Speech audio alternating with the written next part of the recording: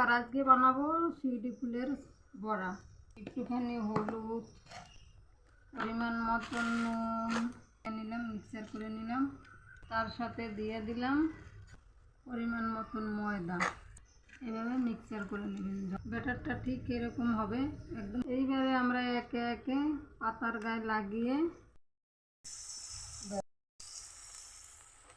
আপনারা চাইলে দুটো করেও পাতা দিতে পারবেন, একটা করেও পাতা দিতে পারবেন। দেখুন একে একে চিনতে দিচ্ছি।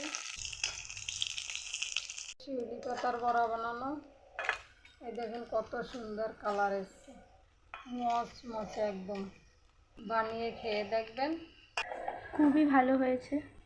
তো আপনাদের যদি রেসিপিটা ভালো লাগে আপনারা বাড়িতে বানিয়ে দেখবেন, যদি খেতে ভালো হয় লাইক, কমেন্ট এবং সাবস্ক্রাইব করবেন।